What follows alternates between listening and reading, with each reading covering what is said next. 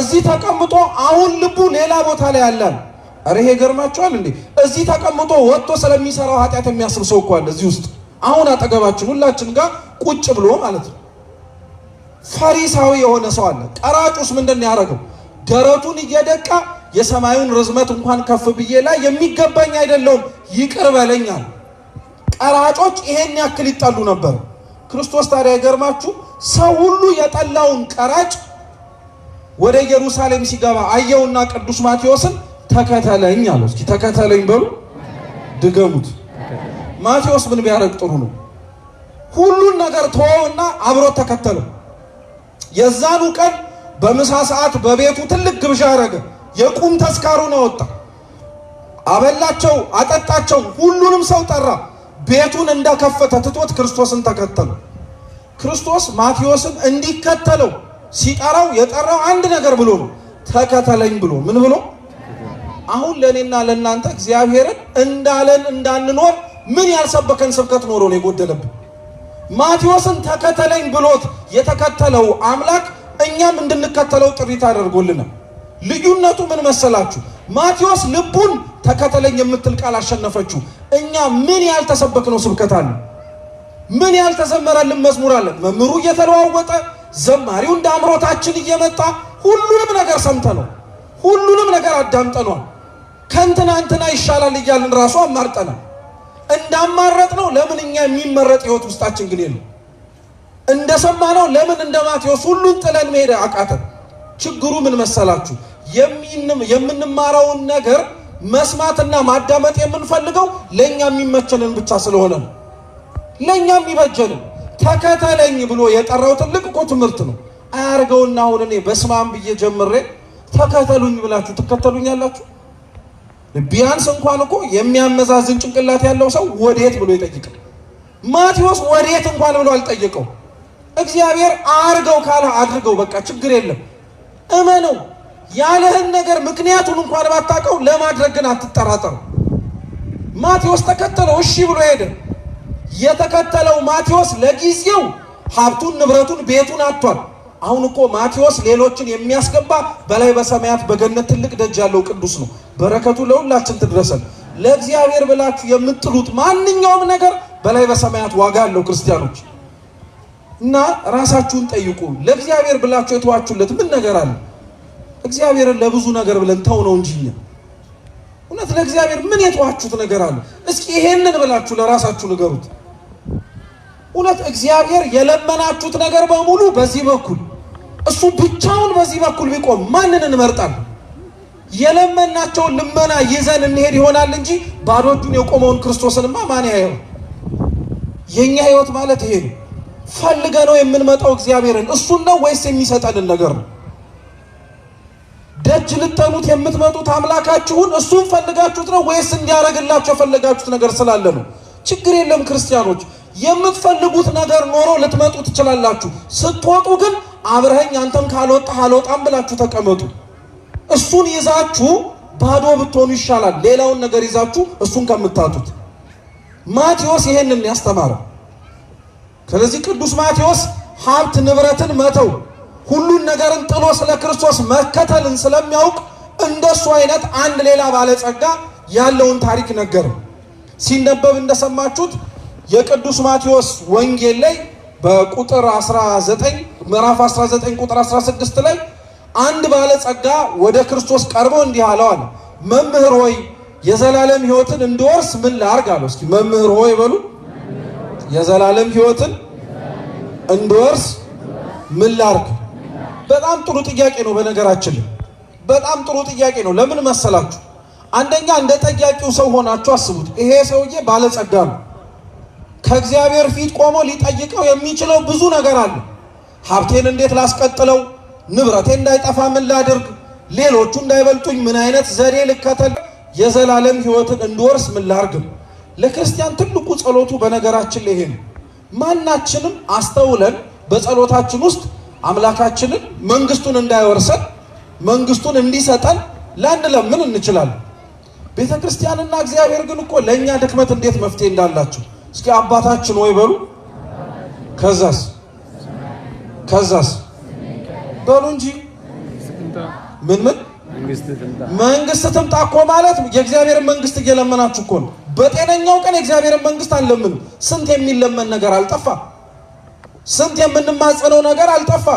ማን ከኛ ፊት ቆሞ ሌላው ይቅር አምላኬ ብቻ መንግስትን አውርሰኝ የሚል ክርስቲያን እንደው እንቁ ነው፣ በእውነት ወርቅ ነው። ተፈልጎ ቢገኝ በጣም የሚወደድ ሰው ነው። አብዛኞቻችን ግን ያለብን ድክመት ይሄ ነው። ክርስቶስ ግን የሚገርማችሁ ስለ ጸሎት ሲያስተምር እንዲህ ብሎ ነበር የተናገረው። አባታችን ሆይ ብሎ ከመጸለዩ በፊት ጽድቁንና መንግስቱን እሹ፣ ሌላው ምን ያደርግላችኋል? እኛ ጋር ግን ተደባለቀ። አንዱ ቀደመ። ጽድቁንና መንግስቱን እሹ ሌላው ይጨመርላችኋል የሚለው እኛ ህይወት ጋር ሲመጣ ሌላው የሚጨመርልንን አስቀድመን ጽድቁና መንግስቱ ሁለተኛ አጀንዳችን ነው። የእግዚአብሔር መንግስት እኮ ክርስቲያኖች የምትለመን መንግስት ናት። አሁን እንዳላችሁበት መቀናናት፣ መበላላት፣ መገዳደል፣ መቦጫጨቅ፣ ክፋት የሌለባት ንጹህ መንግስት፣ ከገባችሁባት የማትወጡባት፣ ካገኛችኋት የማታጧት፣ ከእግዚአብሔር ጋር ላትላቀቁ የምትኖሩባት ቦታ ናት። እችን መንግስት እያንዳንዱ ክርስቲያን በየዕለት ዕለቱ አምላኬ ሆይ ለመንግስት አብቃኝ ብሎ መለመን አለበት። እግዚአብሔር ደግሞ ምን አይነት አምላክ እኮ ነው! በጣም ነው የሚደንቃችሁ። አሁን ዛሬ መለመን ብትጀምሩ እንኳን መንግስቱን ማውረስ ይችላል። እንዴት ብላችሁ የምትጠይቁ ከሆነ የመጨረሻው ሰዓት ላይ የቅዱስ ዮሐንስ ወንጌል ምዕራፍ 19 ላይ ክርስቶስ አምላካችን ሲሰቀል በቀኝና በግራ አብረውት የተሰቀሉ ወንበዴዎች ነበሩ። ትዝ አላችሁ? የቀኙ ወንበዴ ክርስቶስን ምን ብሎ ነበር ለመነው? ጌታ ሆይ በመንግስት በመጣ ጊዜ ምን አድርገኝ። ክርስቶስ ምን ነበር ያለው? ከአንተ በፊት ሌሎች ሰዎች ስላሉ ኮታህን ጠብቅ ነው ያለው አይደለም። እሱ ምንድን ያለው? እውነት እውነት እልሃለሁ ዛሬ በገነት ከማን ጋር ትኖራለህ አለው? ከኔ ጋር ትኖራለህ አለው። የግብረ ሕማማት ምንባባችን ላይ ያቺ የፈያታዊ ዘየማን የጥጦስ ነፍስ ከስጋው ከተለየች በኋላ የክርስቶስን ደመ ማህተም ይዛ ወደ ገነት ደጅ ላይ ሄዳ ትነጋገር ነበር እና ሱራፌል ከሩቅ ሆኖ በሚገለባበት ሰይፍ እግዚአብሔር ያዘጋትን ገነት ደጅ ማን ነው ሊከፍት የመጣው ብሎ ጠየቀው። አብርሃም ነህ፣ ይስሐቅ ነህ፣ ያዕቆብ ነህ፣ ዳዊት ነህ፣ ሰለሞን ነህ? ምን ያልጠራው ጻድቅ አለ መሰላችሁ? ሁሉንም ጠራ። ፈያታዊ ዘየማን ምንድን ያለው? እኒህን ሁሉ አይደለሁም፣ እኔ ወንበዴ ነኝ፣ እኔ ሌባ ነኝ፣ እኔ በጣም የታወቅኩኝ እጅግ አጸያፊ ሆንኩ ወንበዴ ነኝ።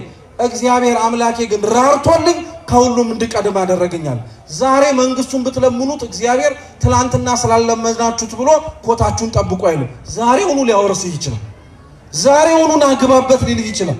ይኸው ቤተ ክርስቲያን ለመግባት ማን የለመነ ሰው አለ?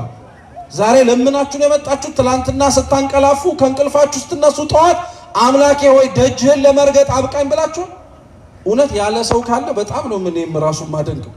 ማናችንም አንልም የምንመጣ ስለሚመስለን። ቤተ ክርስቲያን እኮ ስትመጡ ክርስቲያኖች የምትለመናት እቺ ደጅ፣ ስትገቡ አስገባኝ ብላችሁ የምትማጸኑት፣ ስትነቁ አሳየኝ ብላችሁ የምትናፍቋት ደጅ እኮ ናት። ቅዱስ ጳውሎስ ለዛሬ በመልእክቱ እምርሁ ቅሰር እይዋ ወተአምዋ፣ ከሩቅ ሆነው አዩአት ተመለከቷት አለ። ቤተ ክርስቲያን ከሩቅ ሆናችሁ ስታዩ እኮ የሀዘናችሁ መጽናኛ ናት። ተስፋ የምትቀጥልላችሁ እኮ ናት። ደጇን ለመሳለም የቤተ ክርስቲያንን ደጅማ መለመን አለብን።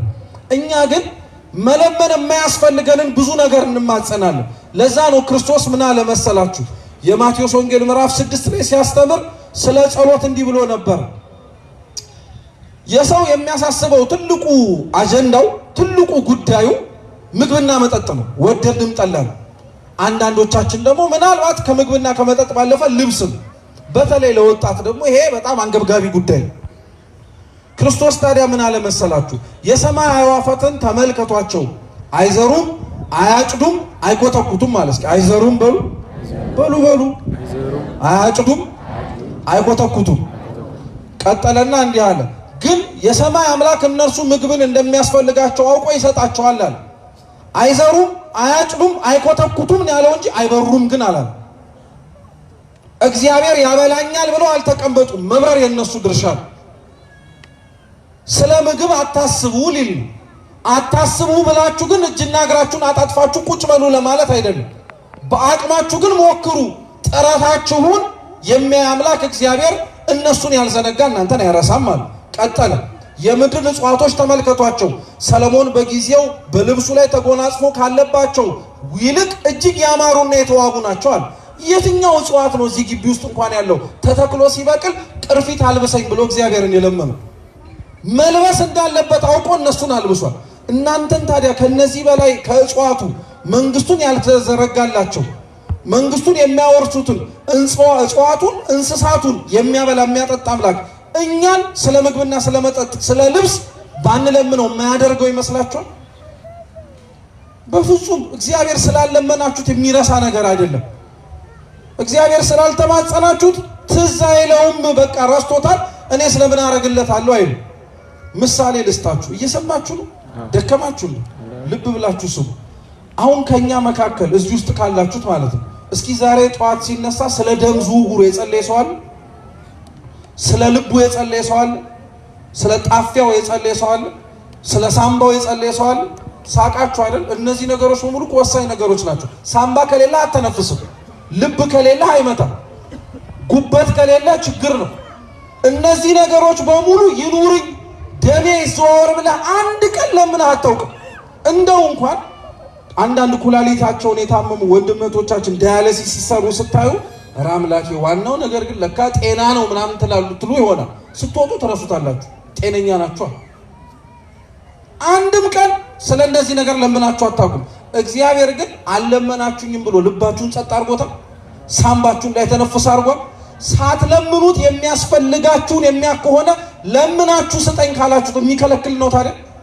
ተው ክርስቲያኖች፣ እግዚአብሔርን ባልዋለበት አታውሉት። እሱ ያላለውን ነገር ያደርጋል። እናንተ ያልተማጸናችሁትን ነገር የሚያስፈልግ ከሆነ ይሰጣል። ለዛ ነው የዚህ ባለጸጋ ጥያቄ ከጸሎት አንጻር እንኳን ብትመለከቱት በጣም ነው የሚደንቀው። የዘላለም ሕይወትን እንዳገኝ ምን ላርግ ብሎ ጠየቀው። ደግሞ የጠየቀው ክርስቶስን። ችግሩ ግን ምን መሰላችሁ? ክርስቶስን ሲጠይቀው መምህር ሆይ ብሎ ነው የጠራው። እስኪ መምህር ሆይ በሉ። አዎ ምን ማለት መሰላችሁ? ክርስቶስን መምህር ሆይ የዘላለም ሕይወት እንዳገኝ ምን ላርግ ብሎ ከጠየቀው በኋላ ክርስቶስ እንዲህ ብሎ ነበር የመለሰለት። የማርቆስ ወንጌልም የሉቃስ ወንጌልም ላይ ይሄው ታሪክ ተጽፏል። ለምን መልካም ቸር መምህር ትለኛለህ? መልካም የሆነው አንድ እርሱ እግዚአብሔር ብቻ ነው ብሎ ነበር የመለሰለት። መጀመሪያ ክርስቶስ ልጠይቃችሁ መምህር ነው አይደለም? መልሱ እንጂ። ቸር ነው አይደለም? መልካም ነው አይደለም? ታዲያ ለምንድን ነው መምህር ሆይ ብሎ ሲጠራው ለምን መምህር ቸር ትለኛለህ ያለው? ይሄ ሰውዬ ክርስቶስን መምህር ሆይ ያለው ባለጸጋው ማለት ነው። አንደኛ ምስጋና ስለፈለገ ነው።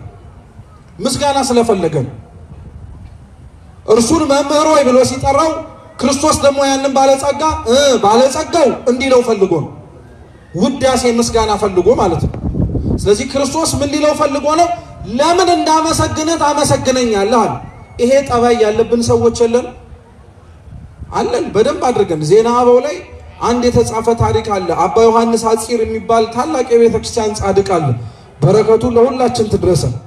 አባ ዮሐንስ ሐጺር ካሉበት ገዳም ላይ አንዲት ሴት 20 ወቄት ወርቅ ወይም 20 ጆንያ ሙሉ ወርቅ ይዛ መጣችና የገዳሙን ደጅ አንኳኳች። ከፈቱላት። አቤት ማንን ፈልገሽ ነው ስትባል ለገዳሙ ምጽዋት ልሰጥ ነው የመጣሁት አለች። እሺ ብለው ቄሶቹ ሊቀበሏት ሲል ግን በፍጹም አባ ዮሐንስ ሐጺር ጋር ነው የምሰጠው አለች። አንዳንድ ሰው እንደዚህ አይነት ጠባይ ያለበት በነገራችን ላይ ለዋናው ካልሰጠው የሰጠም አይመስልም። አስተዳዳሪው ጋር አምጡልኝ እዛው ጫፉ ጋር ካላደረሳችሁኝ አያያ እናንተ የምትታመኑ አይደላችሁም የሚል ሰው አይጠፋም። ሴትዮዋም እንዲህ አይነት ጠባይ ነበር የነበረባት። እሺ ችግር የለም ብለው አባ ዮሐንስ ሐጺር ጋር አስገቧት። እሳቸው ሰሌን እየታቱ ነበር፣ ወይም በዘመናዊው እንዲረዳን ዘንቢል እየሰሩ ነበር። ዝቅ ብለው ቀና ብለው ሳይመለከቷት ማለት ነው ያቺ ሴት ያመጣችውን ወርቅ በሙሉ ፊታቸው ላይ ዘረገፈችው። አስተውሉ፣ 20 ጆንያ ሙሉ ወርቅ ነው። በሙሉ አስቀምጣ ከፊት ለፊታቸው ከሆነች በኋላ ምን አለች? አባቴ ተቀበሉኝ አለች። አባ ዮሐንስ ሐጺር ቀና ብለው ሳይመለከቷት እግዚአብሔር ይስጥሽ አሏት። እስኪ እግዚአብሔር ይስጥሽ በሉ። አሜን ብላ ወጣች። ትንሽ ከሄደች በኋላ ግን ቅር አላት። ምክንያቱም ያመጣችው 20 ጆንያ ሙሉ ወርቅ ነው። እሳቸው ግን ያሏት ምን ይስጥሽ ነው። አልተመጣጠነም ወርቁና ምስጋና። የሰጠችውና የተሰጣት ነገር ብዙም አላሰኛት። ስለዚህ ምን አደረገች? ተመልሳ መጣችና አንኳኳ። በሩን አስገቡኝ ብላ ገባች። ምናልባት ካላዩት ብዬ ነው አባቴ ያመጣሁት 20 ጆንያ ሙሉ ወርቅ ነው አለች። አባ ዮሐንስ አጼር ታዲያ ምን አላት? ያመጣሽው ለማን ነው አላት። ለኔ ነው ለእግዚአብሔር አላት። ለእግዚአብሔር ሲል እንግዲያውስ ማን ይስጥሽ? ለእግዚአብሔር አምጥታችሁ ሰው ለምን እንዲያወድሳችሁ ትጠብቃላችሁ? ለአምላካችሁ ሰጣችሁ ለምን ሰው እልል ካላላላችሁ የሰጣችሁ የማይመስላችሁ ሰዎች እኮ አላችሁ። ለምን? በፍጹም እግዚአብሔር በእልልታው ድምቀት በእልልታው ማነስ የሚቀበልና አልቀበልም የሚልም አይደለም። እናንተ የልቦናችሁን መሻት አይቶ የሚመለከት ነው እንጂ ረሳችሁት እንዴ? እንኳን እግዚአብሔር ሰጣችሁት ለመስጠት እኮ ያላችሁን ሐሳብ የሚቀበል አምላክ ነው። ሥርዓተ ቅዳሴያችን ላይ ዲያቆኑ ጸልዩ በእንተ ለያበው መባ ስለሚያገቡ ሰዎች ጸልዩ ብሎ ሲያዝ ካህኑ በውስጥ በለሆሳስ ይጸልያል። አቤቱ ጌታ ሆይ አስራቱን ቀዳሚያቱን በኩራቱን የንባብ መጽሐፍቱን መጋረጃውን ዕጣኑን ዘቢቡን መብራቱን የሚያስገቡትን ባርካቸው፣ መባቸውን ተቀበላቸው። እንዲሁም ማስገባት እየፈለጉ ነገር ግን የጎደላቸው መስጠት እየፈለጉ ነገር ግን ያጡ ሰዎችን በጎ መሻታቸውን እንደሰጡ አድርገህ ተቀበል ይላል። ድሃይቱን እንኳን ሐሳቧን የሚቀበል አምላክ ነው እግዚአብሔር። አሁን ያቺ ድሃ ማን እልል አለላት? መስጠት ፈልጋ ማን ጎበኛት? ከእግዚአብሔር ካልሆነ በቀር። ይሄ ባለጸጋ ይሄ ነበረ ችግሩ። መምህር ሆይ ያለው ባለጸጋ ተብሎ ለመመስገን ነው። እግዚአብሔር እንዲያመሰግናችሁ አታመስግኑት። መመስገን ስላለበት ነው የምታመሰግኑት። መመለክ ስላለበት ነው የምታመልኩት። ማረግ ያለብንን ማረግ ስላለብን እናረጋለን እንጂ እከክልል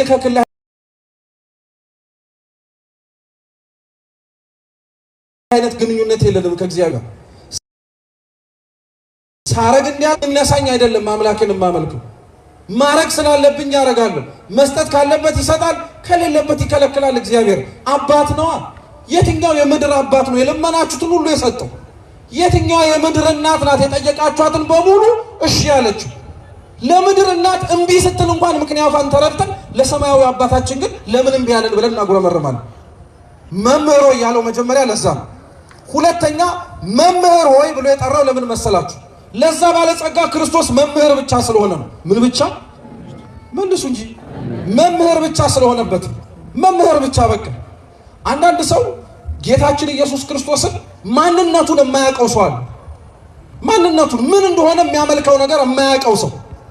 ይሄ ሰውዬ አሁን ባለው በቋሚው የቤተ ክርስቲያን ትምህርት ቢጠና ሃይማኖቱን የማያውቅ ሰው ነው። ምኑን የማያውቅ ሰው? እስኪ ሃይማኖቱን በሉ። ሃይማኖቱን የማያውቅ ሰው። ሃይማኖት ማለት ምን መሰላችሁ ክርስቲያኖች? የምታምኑት እምነት ይዘት ወይም ደግሞ በእንግሊዘኛው ዩኒቨርሲቲ ለምትማሩት ክሪድ ኦፍ ፌት ማለት ነው። የምታምኑት እምነት ይዘት ሃይማኖት ይባላል። እምነት ደግሞ የሚባለው ለምታምኑት ሃይማኖት የምትሰጡት ተግባራዊ ምላሽ ነው። ይሄ ሰውዬ እምነት አለው። እምነት እንዴት አለው የምትሉ ከሆነ ቢያንስ የዘላለም ሕይወት እንዳለ ያምናል። ቢያንስ ከሞት በኋላ ሕይወት እንዳለ ያምናል። ችግሩ ግን ሃይማኖት የለው። አምኖት የሚጠይቀውን እግዚአብሔርን ማን እንደሆነ ግን አያውቀው። ዛሬ እኮ ብዙ ሰው እግዚአብሔርን አምኗለሁ ሊል ይችላል። የሚያምነው ግን እንዴት እንደሆነ አያውቅ። በዘመናዊው ዓለም ላይ ክርስቲያኖች አሁን ባለንበት ዘመን ላይ በተለይ በጣም ትልቁ ፈተና ከውጭ ያለ ወረራ እንዳይመስላችሁ። ከውጭ ያለ መጥቶ ሃይማኖትን ቀይር እያለ ሰይፍ የሚያነሳ ሰው በግድ ማህተብ የሚበጥስ ሰው አይደለም። አሁን ያለብን ትልቅ ፈተና የምናመልከውን እግዚአብሔር ማን ብለን እንደምናመልከው ራሱ አናውቀው። ለዛ ነው በሃይማኖት ትምህርት ላይ ወይም በትምህርት ሃይማኖት ላይ አንዳንድ ሰዎች ያላቸውን አቋም ሊቃውንት ሲያስተምሩ 3 ነው ይላል። አንዳንድ ሰዎች ሁሉም ሃይማኖት ትክክል፣ አንዳንዶች ደግሞ ሌሎችም እውነት አላቸው ብለው የሚያምኑ ደግሞ አሉ። እንደነዚህ አይነቱ ደግሞ ኢንክሉሲቭ ይባላሉ፣ አቃፊ ናቸው። ሌሎችም እኮ እውነት አላቸው እነገሌም እኮ ልክ ናቸው ብሎ የሚያስተምሩ ደግሞ አሉ። ሌሎች ደግሞ ትክክለኛው ሃይማኖት አንድ ብቻ ነው የሚሉ ደግሞ አሉ፣ ኤክስክሉሲቭ ይባላሉ። እነሱ ብቻ። እናንተ የምታምኑት እምነት ክርስቲያኖች ይሄን ነው። ልብ ብላችሁ አድምጡ። ቤተ ክርስቲያን ውስጥ ያለ ክርስቲያን ሁሉም ሃይማኖት ትክክል ነው ሊል አይችልም። ለምን ብላችሁ አትጠይቁ። እስኪ ለምን በሉ እንጂ። ምክንያቱም ሃይማኖት ማለት የምታምኑት ነገር ወይም የምታምኑት አምላክ ይዘት ነው ከተባለ ዓለም ላይ አሉ የሚባሉ ሃይማኖቶች ወይንም ደግሞ የሚያምኑ ሰዎችን እስኪ የሚያምኑትን ነገር በጨረፍታ እንኳን ተመልከቱት። በፍጹም ሁሉም ተመሳሳይ ነገር አያምኑ። ለምሳሌ ጌታችን ኢየሱስ ክርስቶስ ማን ነው ለሚለው ጥያቄ የኦርቶዶክስ ተዋህዶ እምነት አካል ዘም አካል ባህሪ ዘም ባህሪ ቅድመ ዓለም ከአብ የተወለደ ድህረ ዓለም ከእመቤታችን ያለ ወንድ ዘር የተወለደ ነው፣ ፍጹም ሰው ፍጹም አምላክ ነው ብላ ታምናለች። ልብ ብለህ ስማ። ይሄንኑ ኢየሱስ ክርስቶስ ማን ነው ብለህ ብትጠይቅ ፕሮቴስታንቶች ጋር ሄደህ ደግሞ ይሄው ኢየሱስ ክርስቶስ አምላክ አይደለም አማላጅ ነው ትባላለህ። ይሄንኑ ኢየሱስ ክርስቶስ ሄደህ እስልምና ጋር ብትጠይቅ ደግሞ ከነቢያት መካከል አንዱ ነው ትባላለህ። ይሄንኑ ኢየሱስ ክርስቶስ ሄደህ ሂንዱይዝም ላይ ብትጠይቅ ጭራሽ አያውቁትም፣ ምናልባት ስሙን ሰምቶት ይሆናል እንጂ። ይሄንኑ ኢየሱስ ክርስቶስ ሄደህ ሽንቱይዝም ላይ ብትጠይቅ ከ300,000 በላይ አማልክት አሏቸው፣ ክርስቶስ ከነሱ አንዱ ሊሆን ይችላል የሚል። እንዴት ነው ሁሉም አንድ ሊሆን የሚችል? እነሱ ራሱ እኮ ውስጥ ለውስጥ የተለያዩ ናቸው። እንዳትታለሉ፣ ሁሉም ሃይማኖት ልክ ሊሆን አይችልም። አንዳንድ ሰው ለዛ ነው ይሄንን ባለመረዳት እውነት አንጻራዊ ይመስላል። እየሰማችሁ ነው? እውነት አንጻራዊ ነው። እንዲህ አይነት ሰው በነገራችን ላይ ብዙም ሳትርቁ መልስ አለ። ምን መሰላችሁ? አንዳንድ ሰው ፍጹም የሆነ እውነት የለም፣ እውነት እንደ ተመልካቹ ነው ይላል። እየሰማችሁ ነው? እስኪ ፍጹም የሆነ እውነት የለም በሉ። ፍጹም የሆነ እውነት የለም። ይሄ ነገር ራሱ እውነት እንደሆነ በምን እናውቀዋለን? ፍጹም እውነት የለም ማለት አንድ ሰው እሱ የተናገረው እውነት መሆኑን ራሱ በምን እናውቃለን? እንዲህ ብለህ እኮ መጠየቅ ትችላለህ። እውነት ሪሌቲቭ ነው፣ ለሁሉም አንጻራዊ ነው ስትል እሱ ራሱ እውነት መሆኑን በምን እናውቃለን? አይ ይሄ እውነት ነው ካለ እሱም የሆነ ቦታ አጥር ላይ ተቀምጧል እንደማለት ነው። ይሄ በተለይ ተማሪዎች ለሆናችሁ ሰዎች በደንብ ልብ ብላችሁ ማወቅ አለባችሁ። ግቢ ውስጥ ስንመላለስ ይሄ ነዋ ፈተናችን።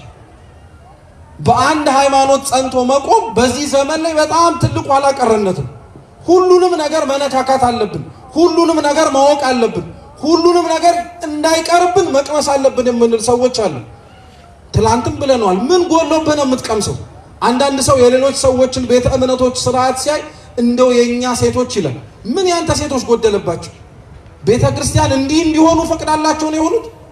እነገሌ ጋር ያሉት ወንዶች ትላላችሁ። እነዚህ ያሉት ቤተ ክርስቲያን ፈቅዳላቸው ነው እንዲህ የሚኖሩት? ራስህ ልትኖር መርጠ በኖርከው ህይወት ስህተት ውስጥ ቤተ ክርስቲያን እንዲህ እንዳደረገች አድርጋ አትቁጠር። እንደዚህ አድርጋ አልተናገረችም ቤተ ክርስቲያን።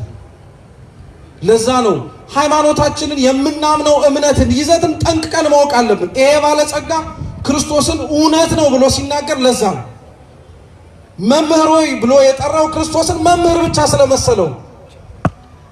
ቅድም ያልኳችሁ ሌሎች ቤተ እምነቶችም ተመሳሳይ ናቸው።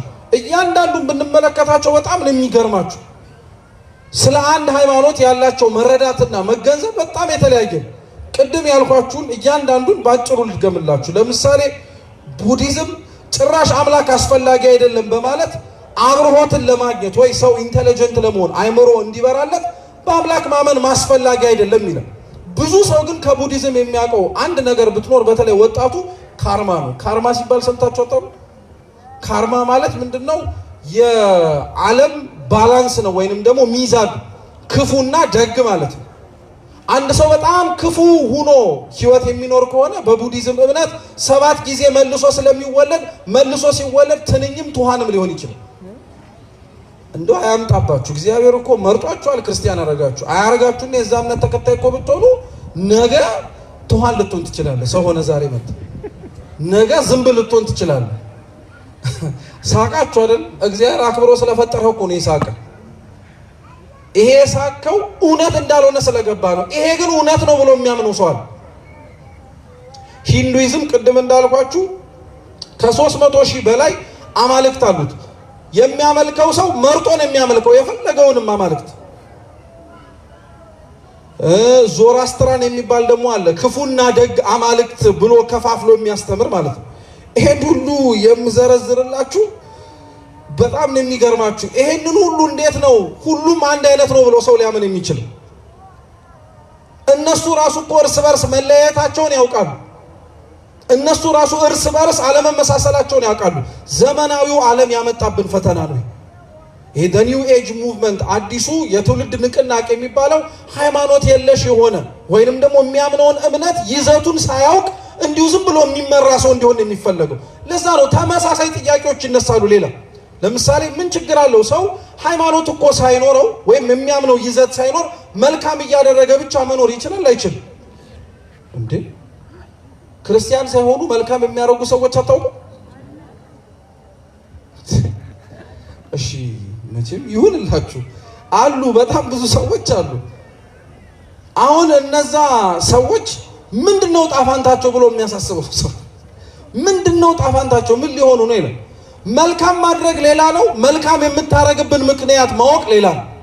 አንተ የተራበ የምታበላው፣ የተጠማ የምታጠጣው፣ የታረዘ የምታለብሰው፣ የታሰረ የምትጎበኘው፣ እንግዳ የሆነን ሰው የምትቀበለው መልካም ለማድረግ ብቻ አይደለም። ያንን በማድረግ ውስጥ ወንጌላችን የማቴዎስ ወንጌል ምዕራፍ 25 ቁጥር 33 ጀምሮ ሲያስተምር እንዲህ አለ፣ ከነዚህ ከታናናሾች መካከል ለአንዱ ያረጋችሁት ለኔ እንዳረጋችሁት የሚቆጠረዋል። ለማን እንዳረጋችሁት? ሌላው ሰው ደግ ሲያረግ ክርስቶስን እየተቀበልኩኝ ነው ብሎ አምኖ ነው ያረገው። ደግ ማድረግ እንዳለበት ስላወቀ ሞራል ቫልዩ ስላለው።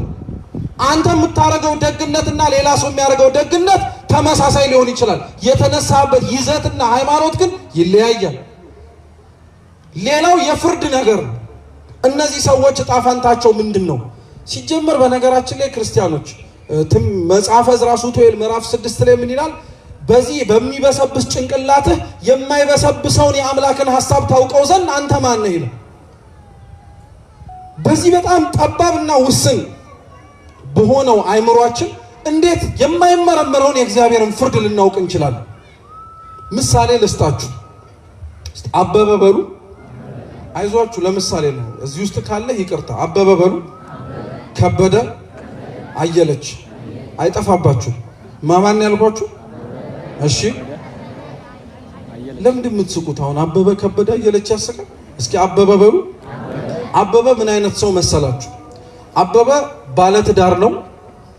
በጣም ታታሪ ሰራተኛ ነው። ልጆች አሉት። ልብ ብላችሁ ስሙ። ያለ ምክንያት አይደለም በምሳሌ የምነግራችሁ። እና በጣም ታታሪ ጥሩ ሰራተኛ ነው። ነገር ግን አልፎ አልፎ ስራው ሲገጥምለት ይሰርቃል። ወዶ አይደለም፣ እንዲሁ ስራው ሲመቻችለት። ሰዎች ከረሱ ወይ ደግሞ የሆነ ሂሳብ ላይ ልዩነት ካለ መውሰድ ይመቸዋል። እና አበበ ጋር ሄዳችሁ ስለ ሃይማኖት ስትነግሩት፣ ስለ ስብከትም ስታወሩት መስማት አይፈልግም። ምክንያቱም ከኔ ባሱ እኮ ሌሎች ኃጢአተኞች አሉ። አሁን ለኔ አስቤ ለማልሰርቀው ሰው አስበው እንደሚሰርቀው አድርገህ ለምን ትኮንነኛለህ ይላል። ማን ነው ይሄ? ሁለተኛ ማን ያልኳችሁ? ከበደ ደግሞ ምን አይነት ሰው መሰላችሁ? ከበደ ወላጆቹ ሳይፈልጉ የወለዱት ነው። ማለትም ድንገት ነው የተወለድከው እያሉ ነው የሚነግሩት ሁሌ። አንተ እኮ አትፈለግም፣ ያው እንግዲህ አጋጣሚው ተገጣጠመና ወጣ ይሉታል። ወላጅም አይወደው፣ ለምን እንደተወለደ ትርጉሙም አያውቀው። ሰው እየጠላው እየገፋው ያደገ ሰው ነው። ለዚህ ሰውዬ ደግሞ ሄዳችሁ ስለ ሃይማኖት ምናምን ስትነግሩት ምን ይላል?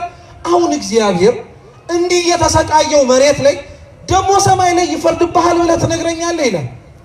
ደግሞ ሰማይ ላይ ሲኦል ያስገባሃል ብለህ ታስጨንቀኛለህ። እንደው እግዚአብሔር ይሄንን መሰቃየቴን አይቼ ሰማይ ላይ እንኳን እረፍት አይሰጠኝም ይላል። ሶስተኛዋ ማን ናት? አየለች ደግሞ ትላንትና በጣም ዘማዊ ነበረች። ህይወቷ ተቀይሮላት መታለች ወደ ቤተ ክርስቲያን። እንዲያውም አየለች ስትሏት ራሱ ደስ አይላትም። ወለተ ሚካኤል ስትሏት ደስ የሚላት በስሟ እንድትጠሯት አትፈልግም። እና አየለች ቤተ ክርስቲያን ውስጥ እርሷን ከሚመስላት ሰዎች ጋር ነው የምትውለው። ማለትም ትላንት ኃጢአተኞች ሆነው ዛሬ ወደ ህይወት ከተመለሱት ጋር እና ቁጭ ብለው የሚያወሩት ስለ ትላንትና ኃጢአታቸው ነው። እኔ እኮ ከዚህ ነው የመጣሁት ስትል አየለች ያንቺማ ምን የኔን አልሰማሽም፣ የኔ እኮ ይበልጥሻል እያለች ራሷን ከሌሎች ኃጢአተኞች ጋር ታወዳድራለች። እየሰማችሁ ነው? ጥሩ። አበበ ሌባ ነው። ከበደ ህይወት የመረረው ህይወት ያስጠላው ራሱን ለማጥፋት መንገድ ላይ ያለ ሰው ነው። ኃጢአት ነው ራስን ማጥፋት፣ ወጭም ለእናንተ ይነገራችሁ።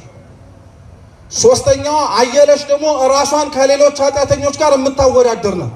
አሁን ልክ እንደዚህ ግቢ ውስጥ ሰው አጋጥሟቸው አያውቅም? እኔ እኮ ትላንትና በጣም ጠጪ ነበርኩ። ምን አንተ ትጠጣለህ? እኔ እኮ ስንት ስገለብጥ የነበርኩኝ። እንደ ትልቅ እንትን የሚያወራው እንደ ትልቅ ሙያ፣ እንደ ትልቅ ልምድ፣ እንደ ትልቅ ይሄ በጣም እንደሚያስመሰክር ነገር ኃጢአቱን ማግዘፉ ከዚህ ነው የወጣሁት ብሎ ለመናገር ሳይሆን ካንተ የተሻለ ሌላ ኃጢአት የሚሰራ ሰው አለ ብሎ የሚያወዳድር ነው። ጥሩ። ካበበ ከከበደና ካየለች በጣም ኃጢአተኛው ማን ነው? ሶስቱ በሉ መልሱ እስኪ። አበበ የምትሉ አበበ ነው ኃጢአተኛው በሉ። አበበ በሉ። እሺ ጥሩ። ከበደ የምትሉ እስቲ ከበደ በሉ። እሺ ችግር የለም። አየለች የምትሉ እስቲ አየለች በሉ። እንዴ በሉ ስትባሉ ትላላችሁ እንዴ? ትርጉምም አልገባችሁ? አበበ በጣም ኃጢአተኛ ነው የምትሉ ሰዎች እስኪ አበበ በሉ። አይ እሺ ተውት፣ ልብ ብላችሁ ስሙ። አበበም ከበደም አየለችም ኃጢአተኛ ናቸው የምትሉስ? ሶስቱም ኃጢአተኛ ናቸው የምትሉስ? እጃችሁን አውጡ። ሶስቱ አንዱን ምረጡ። ሶስቱም ኃጢአተኞች ናቸው? እሺ እኮ እጃችሁን አውጡ። እስኪ ሶስቱም ኃጢአተኞች ናቸው በሉ። ማን ፈራጅ አደረጋችሁ? አየህ፣ በሰማኸው ነገር ተነስተው ነው የፈረድከው። ፍርድ ለአንተ እንደዚህ ቀላል ነው ማለት ነው።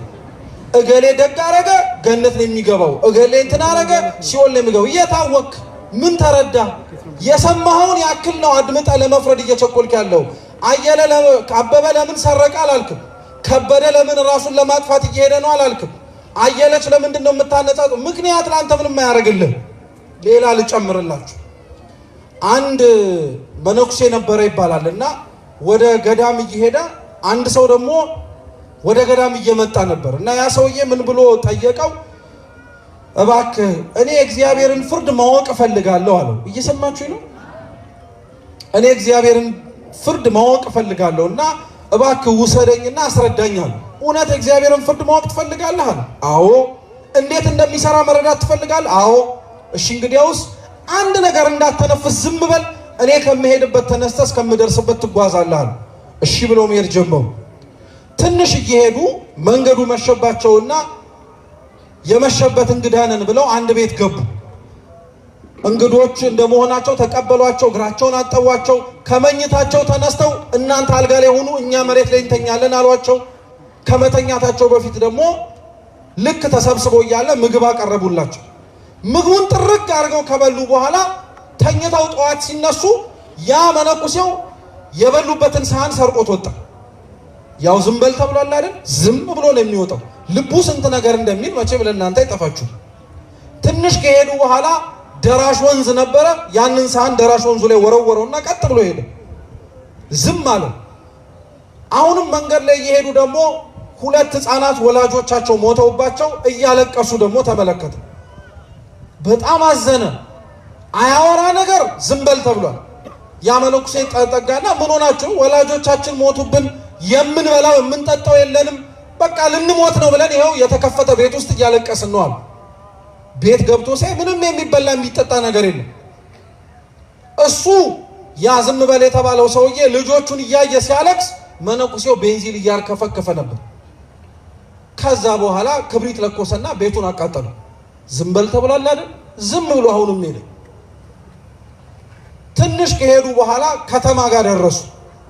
ከተማው ጋር ሲደርሱ በስተቀኛቸው በኩል አንድ ቤተ ክርስቲያን አለ፣ በስተግራቸው ደግሞ ግሮሰሪ አለ።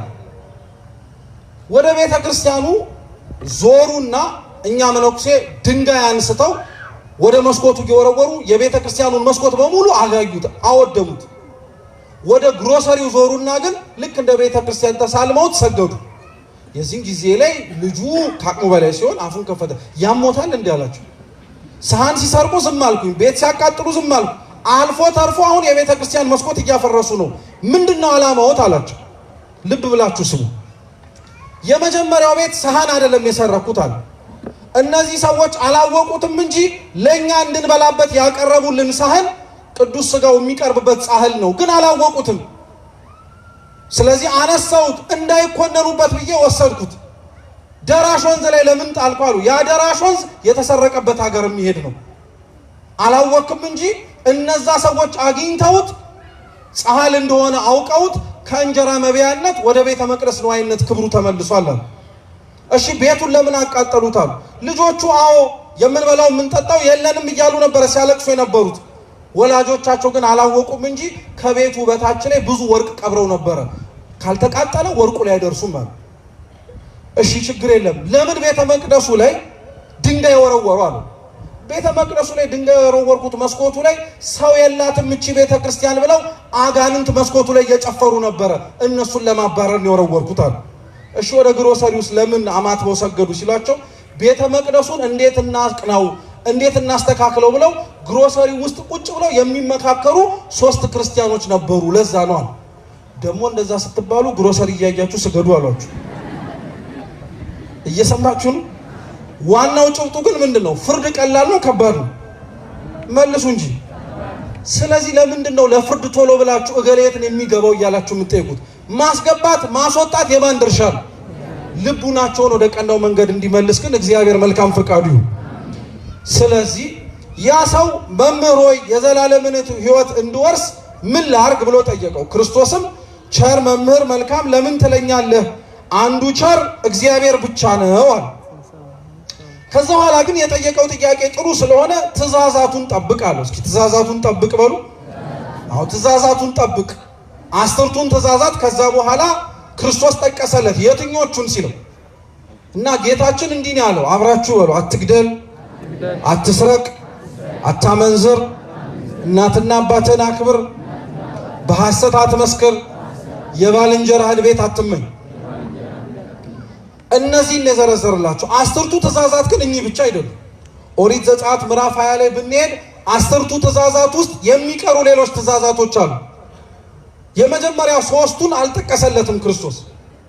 ከኔ ከአምላክህ በቀር ሌሎች አማልክትን አታምልክ፣ የሰንበትን ቀን ትቀድሳት ዘንድ አስብ፣ የእግዚአብሔርን ስም በከንቱ አትጥራ አላለው። የጀመረው እናትና አባትን አክብር፣ አትስረቅ፣ አታመንዝር እያለ ምን ሊለው ፈልጎ ይመስላችኋል?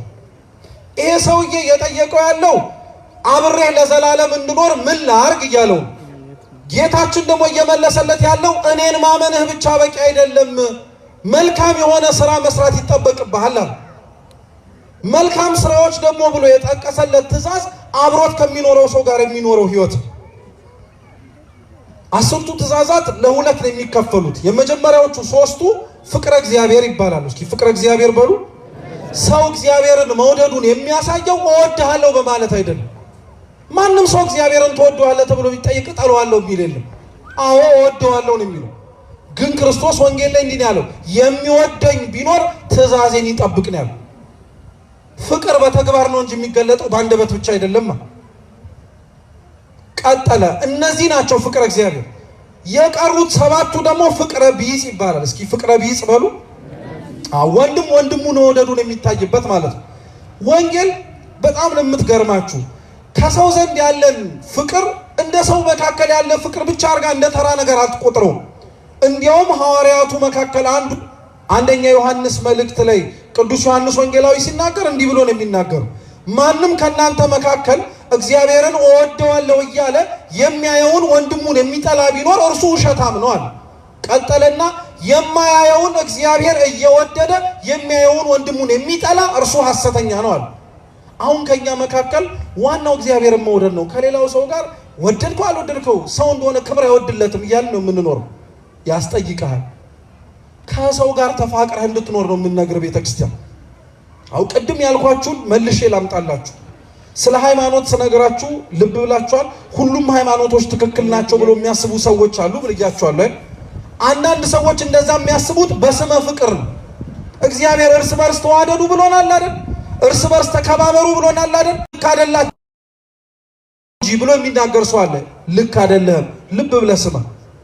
ሰውን መውደድና ሃይማኖቱን መውደድ የተለያየ ነው። ሰውን ማክበርና ሃይማኖቱ የሚያዘውን ነገር አክብረ መከተል ፍጹም የተለያየ ነው። አዎ እርግጥ ነው ከሌላው ሰው ጋር ስንኖር ተዋደዱ፣ ተፋቀሩ፣ ተከባበሩ ተብለናል። በስመ ፍቅርና መከባበር ግን የሌላው ሃይማኖት ልክ ነው ብለህ ኑር ግን አላለህም ወንጌል። ይሄን ልብ ብላችሁ አዳምጡ። ከሰው ጋር አዎ በፍቅር እንድንኖር ተነግሮናል። ምንም ጥርጥር የለውም። ፍቅርህ የሌላውን ሰው ሌላ አማኝ መሆን የሚያጠፋብህ ነገር አይደለም። ሲጀመር ሐዋርያት በሉት ዞሮ የሚያስተምሩበት ዓለም ላይ ሁሉም ክርስቲያን ነበር እንዴ? አሕዛብ ነበሩ እኮ። ሁሉም ከሃዲ ነበሩ። እግዚአብሔርን የማያውቅ ነበር። ግን እግዚአብሔርን አታውቁም በሚል ምክንያት ውስጥ እነሱ መውደዳቸውን ለማሳየት ብለው አይ ጣዖት ማምለካችሁም እኮ ልክ ነው ያለ ሐዋርያ የለም፣ ያለ መምህር የለም። ቤተክርስቲያን ውስጥ ያሉበትን ምንም ነገር የማመን መብታቸውን ይከበርላቸዋል። እግዚአብሔርን አለማመናቸውን ራሱ እናከብርላቸዋለን። ማክበራችንን ለመግለጥ በሚል ምክንያት ግን የእናንተም እውነት ነው ወደሚል ግን ጽንፈኝነት ወደዛ ደረጃ እናድግ። እየሰማችሁ ነው? እውነት ያለቻችሁ እዚቹ ቤተክርስቲያን ውስጥ ነው። ሌላ ቦታ ፈልጋችሁ ልታገኙት አትችሉ። ይሄን ያልኳችሁ ለምን መሰላችሁ? ክርስቶስ ትእዛዛቱን ጠብቅ ብሎ ሲነግረው የጠበቀው ያ ሰውዬ ከመጀመሪያው ጀምሮ እስከ ታችኛው እንዲጠቅስለት ነበር። ክርስቶስ ግን የጠቀሰለት ከሰው ጋር የሚያኖረው ከሰው ጋር በሰላም መኖር ከቻልክ እኔን እንደምትወደኝ ታሳየኛለህ። ይሄ ባለጸጋ ታዲያ ምን አለው? እነዚህንማ ከህፃንነት ጀምሮ ፈጽሜያቸዋለሁ አለ። በጣም የሚደንቅ መልስ ነው። እስኪ ክርስቲያኖች እዚህ ቤተ ክርስቲያን ውስጥ ያላችሁት ሁላችሁ ከልጅነታችሁ ጀምሮ ያላፈረሳችሁት ምን ህግ አለ? በቃ ይሄንን በፍጹም አፍርሻው አላውቅም የምትሉት አለ? ምናልባት ከእግዚአብሔር ውጪ ሌላ አምላክ ላታመልኩት ትችሉ ይሆናል አይደል? አይደል? ምናልባት ከሌላ እምነት የመጡትን ሰዎች አምልከው ነው ሊሆን ይችላል። አሁን ግን እሱን ነው የሚያመልኩት። እውነት እንነጋገር ግን ከተባለ እያንዳንዱን ህግ ጊዜ ኖሮን ብናየው ያላፈረስ ነው የለም። አዎ እውነት ነው። ከእግዚአብሔር ውጪ ሌሎች አማልክትን አታምልክ ይላል እግዚአብሔር። እኛ ጣዖት አለዝበን ድንጋይ ሰርተን እንጨት አቁመን አንስገድ እንጂ የምንሰግድለት እንደ እግዚአብሔር የምናጎበድድለት ግን ሰው አለ። ያ ወቃችሁት ቁልፍ ሰው የምትሉት ገሌ እሱማ ቁልፍ ሰው ነው። አንተ ቀላል ሰው እንዳይመስል በጣም መፍትሄ ያለው የማይገባበት ቦታ የለም። ለሱ ከነገርከው ሁሉም ነገር ክፍት ነው። እሱ ካለ ካጠገብ ምንም አትሆንም የምትሉት ሰው የለም። ጣዖትህ ነው ማለት ነው ያ ሰውዬ። ለእግዚአብሔር የሚገባውን ነገር በሙሉ እሱ ሊያደርግልኝ ይችላል ብለህ እምነትህን ጥለህበታል። ሁላችንም ከእግዚአብሔር ውጪ ጣዖት አምልከናል ማለት ነው። አንስገድለት እንጂ እግዚአብሔር ብለን አንጥራው፣ እገሌ ብለን አናምልከው እንጂ በደንብ አድርገን ዕጣን አናጭስለት እንጂ ያለንን ነገር ሰጥተነዋል። አንንበርከክለት እንጂ እሱ በሚለን ፈሰንለታል። በደንብ አድርገን የእግዚአብሔርን ስም በከንቱ አትጥራ። ማን በከንቱ ያልጠራዋል? እዚህ ውስጥ ሁላችንም እንዳሻን አይደል እንደምንጠራው። ሲያምረን እየዋሸንም እንጠራዋለን፣ ሲያምረን እየቀለድን እንጠራዋለን። አንዳንዶቻችንማ በእግዚአብሔርም እኮ እንቀልዳለን።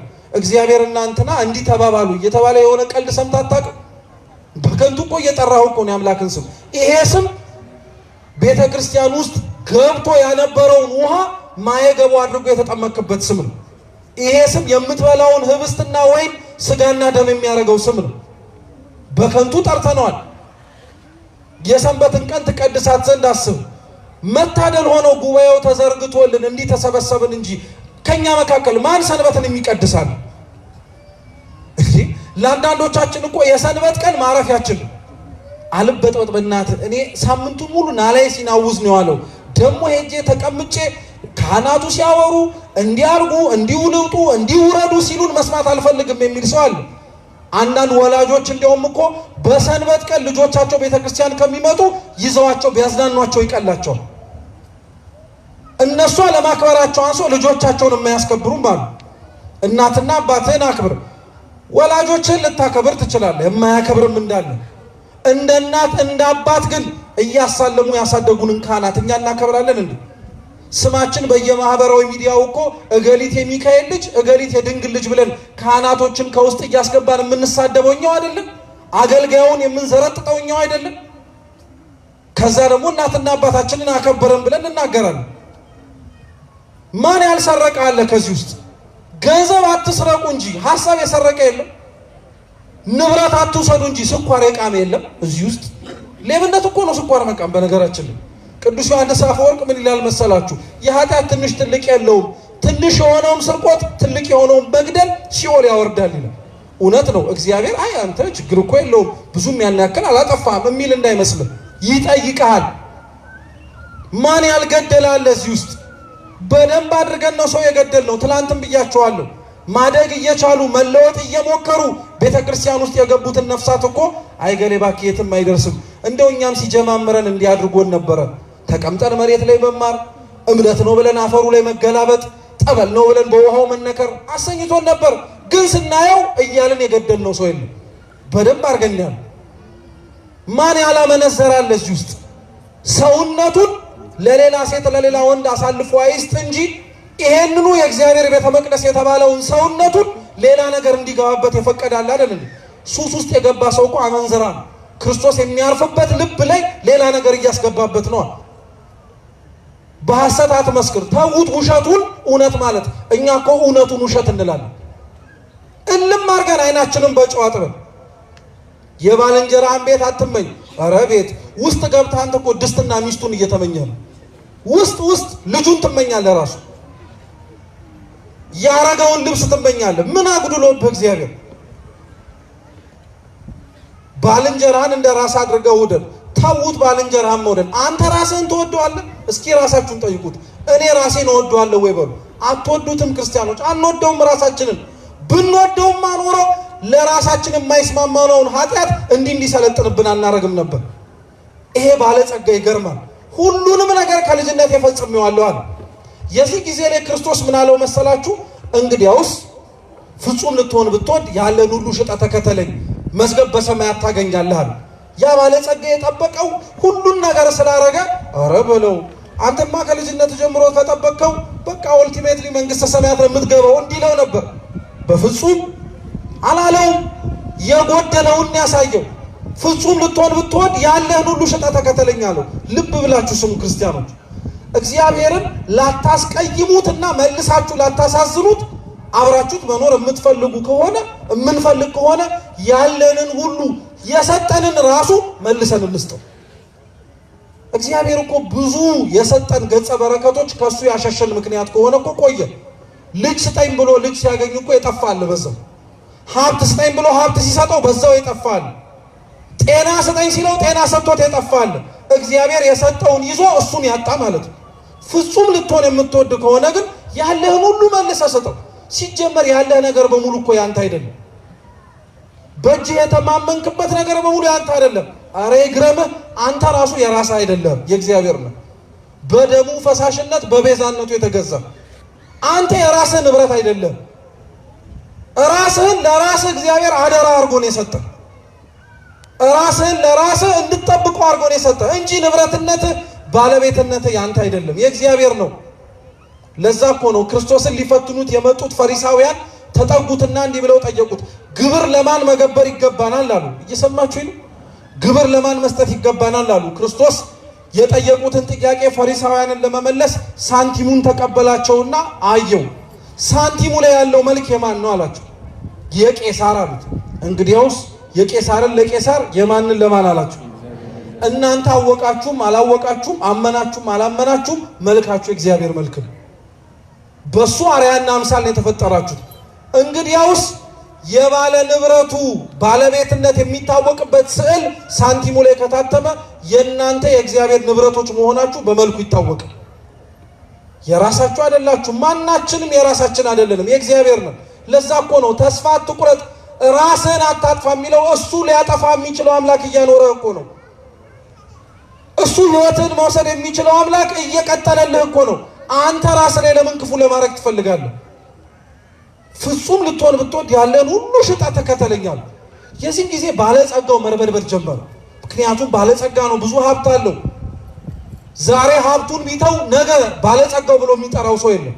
ዛሬ ለእግዚአብሔር ብለን የምንተወው ነገር ካለ እኮ ብለን መተው የከበደን ሰዎች እኮ ዛሬ ባለን አክብሮት ነገ የማያከብረን ሰው ስላለ ነው። ታውቃላችሁ?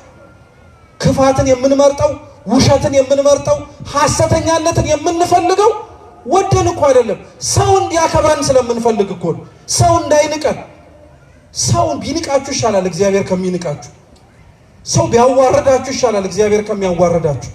አብዛኞቻችን ግን ስለ እግዚአብሔር ጉዳያችንም አይደለም፣ መሬት ላይ ስንኖር ሰው ብቻ እንዳያዋርደን የምንፈልገው። ይሄ ሰው እኮ አላከበረህም፣ ይሄ ሰው እኮ አላኖረህም፣ ይሄ ሰው እኮ ካለመኖር ወደ መኖር አላመጣህም፣ እግዚአብሔር ነው። እርሱም ግን ምን አገባህ አንተ? ተውከው በቃ። ሰው ነው የሚያኖረ፣ የሚያበላ፣ የሚያጠጣ። በሰው እጅ ላይ አድሮ የሚሰጥ እግዚአብሔር መሆኑን ረሳ። ለዛ እኮ ነው ስጡ እንኳን ስንባል እንሳቀቃለን። ብዙ ጊዜ ላይ ንግስ ላይ ምን ላይ አይታችሁ ከሆነ ካህናት ብዙ ጊዜ ላይ ይለምናሉ ቆመው። ልብ ብላችሁ አዳምጡ። ምዕመናን ስጡ ስጡ ስጡ ስጡ ይባላል እና አንዳንዶቻችን ይሰለቸናል። በቃ እንደው ጀመራቸው እዳ ምናምን እንላለን።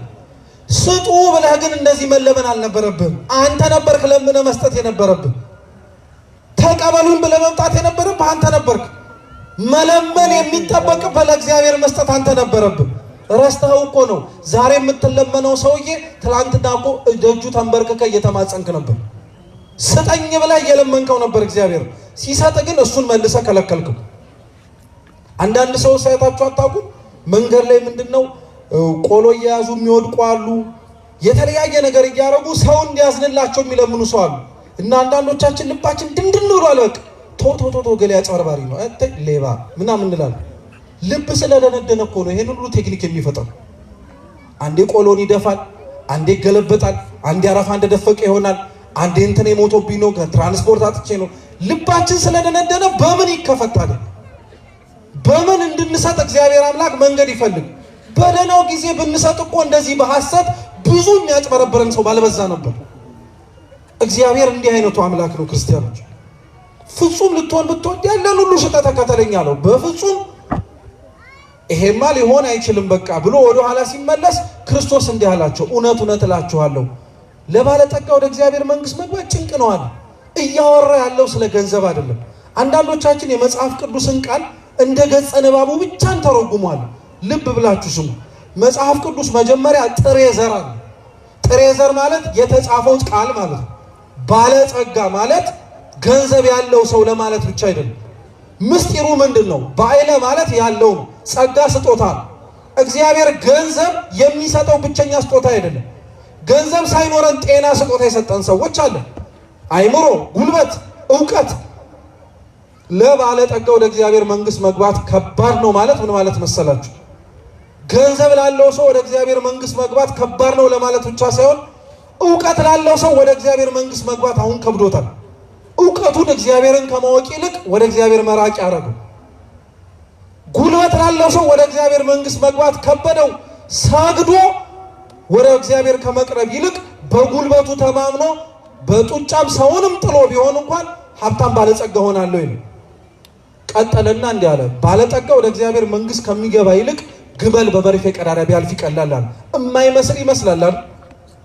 አቡነ ታዲዮስና ቅዱስ ታዲዮስ ሐዋርያው ይህን አድርገውታል። ግመል በመርፌ ቀዳዳ አሳልፎ አሳይተው ነው። ትርጉሙ ምን መሰላችሁ? መጽሐፍ ቅዱስ ላይ አንዳንድ ቃላት ተጽፈው የምናገኛቸው ትርጉም አልባ የሆኑ ቃላቶች አሉ። እስኪ ትርጉም አልባ በሉ በሉ እንጂ ኧረ በሉ። ምን አልባ አልኳችሁ? ትርጉም አልባ ማለት ባለጸጋ ወደ እግዚአብሔር መንግሥት ከሚገባ ይልቅ ግመል በመርፌ ቀዳዳ ቢያልፍ ይቀላል የሚለው ቃል እንዲሁ ዝም ብሎ ሜታፎር ወይንም ደግሞ ምሳሌ ሆኖ የተቀመጠ አይደለም፣ እውነት ነው። ትርጉሙ ምንድን ነው ብላችሁ ብትጠይቁ ትርጉሙ ቅዱስ ስምዖን። የቅዱሳን ሕይወት ቤተ ክርስቲያን ውስጥ የሚሰበክበት አንደኛው ምክንያት የመጽሐፍ ቅዱስ ትርጉም ስለሆኑ ነው። ይሄንን ቃል መጀመሪያ የተረጎመው መጀመሪያ ይሄንን ቃልም አሳይቶን የነበረው ቅዱስ ስምዖን ጫማ ሰፊው። የማቴዎስ ወንጌል ምዕራፍ 19 ላይ ክርስቶስ እንዲህ ብሎ ተናግሮ ነበር። የሰናፍጭ ቅንጣት ታክል እምነት ካለ ይህን ተራራ ከዚህ ተነስተ ወዲያ ሂድ፣ ይህን ሾላ ከዚህ ተነቅለ ወደዚያ ሂድ ብትለው ይነሳል ይሄዳል አለ። የምን ቅንጣት ነው ያለው? ቅዱስ ስምዖን ጫማ ሰፊው ይህን አድርጎታል። ኃጢአት ተራራ ነው፣ ኃጢአት ሌላ ነገር ነው። እሱ ትርጉም የሚመጣው ከስምዖን ጫማ ሰፊው በኋላ ነው። ቅዱሳን በሕይወታቸው በመጽሐፍ የተጻፈውን ተርጉመውልናል። ለባለጠጋ ወደ እግዚአብሔር መንግሥት መግባት ይቀላል ያለውን ታዲዮስ አሳይቶናል። እንዲያውም በግብፅ አገር ነው የሚባለው ታሪኩ ራሱ። በከሊፎች መካከል ወይንም ደግሞ የግብፅ መሪዎች ሃይማኖቶችን አስቁመው ማከራከር ባህል ነበራቸው እና አይሁድና ክርስቲያኖች ሲከራከሩ ክርስቲያኖች ሁሉ ያሸንፉ ነበር እና አይሁድ ተመልሰው ወደ ቤታቸው ገብተው የክርስቲያኖች መጽሐፍ ቅዱስ ማንበብ ጀመሩ። አንዳንድ ሰው መጽሐፍ ቅዱስ ገልጦ የሚያነበው ሕይወት ለማግኘት አይደለም፣ ግራ የሚያጋባ ነገር ፈልጎ ለማደናገር ነው። ሲያነቡ እቺ ቃል አገኟት ረረረረ ብለው ተመልሰው መጡና ይኸው እንዲህ ብሎ ተጽፏል። እንዴት ነው ነገሩ? ይደረጋል አለ ቅዱስ ታዲዮስ። አዎ መደረግ ይችላል አለ። እንዴት አድርጎ አሳያቸው። የመርፌ ቀዳዳ ወይንም ደግሞ መርፌ ይዛችሁ ልይኗል እና መርፌውን አንጥረኛው ሲሰራው ቀዳዳውን ሰፋ አድርጎ ሰራው። እየሰማችሁ? አሁን የመርፌ ቀዳዳ ምንም ያክል ቢሰፋ ግመል እኮ ያሳልፍ፣ ግን በሱ ቤት ማገዙ አይ ችግር የለም የዋህና አንተ ዝም ብለህ አጥብበህ አምጣ። አጥብቦ ካመጣው በኋላ ጸሎት አድርጎ ነፍሰ ጡር የሆነች ግመል ታዲዮስ በመርፌ ቀዳዳ ውስጥ አሳልፏል። ይሄ ይገርምጣችኋል። አቡነ ታዲዮስ ደግሞ 28 ግመሎችን በመርፌ ቀዳዳ አሳልፈዋል። እግዚአብሔር ወንጌል ላይ ተጽፎ አንድም የማይተረጎም የተናገረው ነገር የለም። የሰማችሁት ነገር በሙሉ ይሄ ምን ሊል ፈልጎ ነው? ይሄንን ያደረገው ማን ነው ብላችሁ ስትጠይቁ ምናልባት ታሪኩ ተጽፎ ካላገኛችሁት ያ ጥቅስ ለትርጉም እናንተን እየጠበቀ ነው። የሰናፍጭ ቅንጣት ታክል እምነት ካለ ተራራ ያነሳው ስምዖን ሊሆን ይችላል። ሾላውን የሚያነሳው አንተ ትሆናለህ፣ አንቺ ትሆኛለሽ። ዋናው የሰናፍጭ ቅንጣት ታክል በጥቂትም እንኳን እግዚአብሔርን እመኑበት። ይሄን ሁሉ ሲሰሙ ነው ደቀ መዛሙርቱ እንኪያስ ማን ሊድን ይችላል አሉ። ምክንያቱም መዳን በጣም ከባድ ነገር ነው። መዳን እንደምታስቡት ድኛለሁ ብሎ እንደመናገር ቀላል ነገር አይደለም። መዳን እምነት ይፈልጋል። መዳን ስራ ይፈልጋል። መዳን መንፈሳዊ ተጋድሎ ይፈልጋል። ማመናችሁ ጥሩ ነገር ነው በእግዚአብሔር። ካልታመናችሁለት ግን ምን ዋጋ አለው? ክርስቲያኖች ያኖራችሁን እግዚአብሔር ካልኖራችሁለት ምን ትርጉም አለው? የሞተላችሁን እግዚአብሔር ሕይወትን ሰጥቶ ያቆያችሁን እግዚአብሔር ካልኖራችሁለት ታዲያ መሞቱ ምን ትርጉም አለው? ማረጉ ምን ትርጉም አለው? እናንተ ከፍ የማትሉ ከሆነ መነሳቱ ምን ትርጉም አለው? ከኃጢአታችን የማንነቃ ከሆነ ምንም ትርጉም እኮ የለውም። በነገራችን ላይ ምንም ሊኖረው አይችልም። ይሄንን ያደረገው እኛ መጠቀም እንድንችል፣ እኛ መዳን እንድንችል። ከታመንን በኋላ ደግሞ መንፈሳዊ ተጋድሎ ያስፈልጋል። የሰጠንን እግዚአብሔር እንዳናጣው መጠንቀቅ ያስፈልጋል።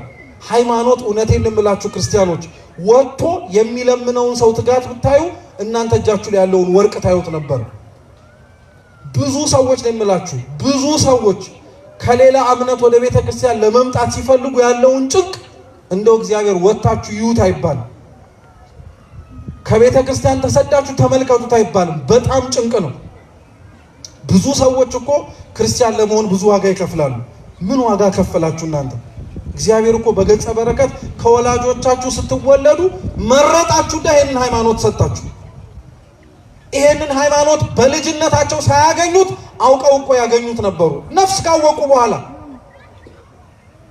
ስንክሳራችን ላይ ቅድስት ሳራ የምትባል አንዲት ሴት ነበረችና በጣም በአላውያን ነገስታት ልጆቿ ሲሰቃዩባት ልጆቿን የወለደችው ለማስጠመቅ እንኳን ቤተክርስቲያን ሂዶ ለመግባት በጣም ከበዳት። በቃ ግብፅ ሀገር ሂጄ ሌላ ቦታ በመርከብ ተሳፍሬ አስጠምቃቸዋለሁ ብላ ኮብልላ በሌሊት ተነሳች። ክርስቲያን ለመሆን እኮ ነው ሁሉ ዋጋ የሚከፈል። ባህሩ ላይ የሄደች ሳለ ትልቅ ወላፈን ተነሳ፣ ትልቅ ማዕበል ተነሳ። ምን ታርገው? ልጆቿ ሳይጠመቁ ሊሞቱባት ነው። ልጆቿን ሁለቱንም እያነሳች በስመ ሥላሴ አምላኬ ሆይ አደራህን እያለች ባህር ውስጥ እያጠመቀች አወጣቻቸው። አሁን ሴት ማጥመቅ ትችላለች አትችልም ለሚለውን ጥያቄ ለመመለስ አይደለም፣ የእምነቷን ታላቅነት እንድታውቁት ነው የምነግራችሁ። ጡቷን ደግሞ ሰነጠቀችውና በደሟ እንደ ቀብአ ሜሮን ሁሉም ቦታ ላይ ቀባችላቸው። ልክ የዛን ጊዜ ላይ ማዕበሉ ጸጥ አለ። የምፈልግበት ሀገር ደረሰች፣ ገባች። ወዲያውኑ ሄዳ ከካህኑ እግር ስር ወድቃ ንስሐ ነው የገባችው። ልንጠፋ መስሎኝ ልጆቼ እንዳይሞቱብኝ ይህን አድርጌያለሁ። አይ እናት ደጓ ስሙ፣ አጠፋው ይቅር በሉኝ፣ አሁን እባካችሁ አጥምቁልኛል። ጸሎት ተደርጎ ውሃውን ልጆቻቸው ላይ ሊያፈሱባት ሲል ግን ውሃው ረጋ። አለቀሰች፣ አነባች። ኃጢአቴ ይሄንን ያደረገባቸው ልጆቼን በእውነት በካህን እጅ እንዳይጠመቁ ሰወረብኛለች። እመቤታችን ግን ተገልጣም እንዳለች ታውቃላችሁ። አባ ልጆቹ ተጠምቀዋል አይድከሙ አለቻቸው። አያችሁ፣ ለሃይማኖት የሚከፈለው ዋጋ እንዲሁ ስላገኛችሁት ነው አይደል? የቀለለባችሁት ወጣችሁ ስላልመጣችሁ ነው አይደል? ይሄንን ያክል ምንም እኮ ችግር የለውም የምንለው እንዳይመስላችሁ። ሃይማኖት ዋጋ ያስከፍላል። መዳን በጣም ብዙ ዋጋ ያስከፍላል። መንፈሳዊ ተጋድሎ የሚያስፈልገው ለዛ ነው። ሰው እምነት ኖሮት ምግባር ኖሮት መንፈሳዊ ተጋድሎ ያገኘውን ለማጣት ያጣውን ለማግኘት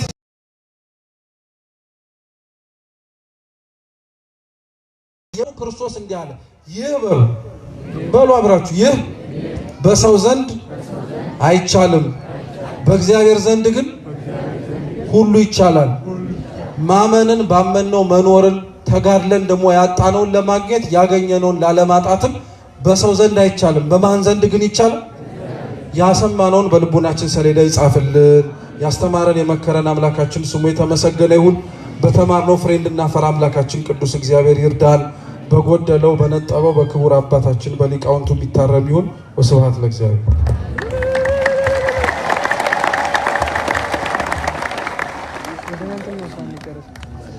በድጋሜ ልልብላችሁ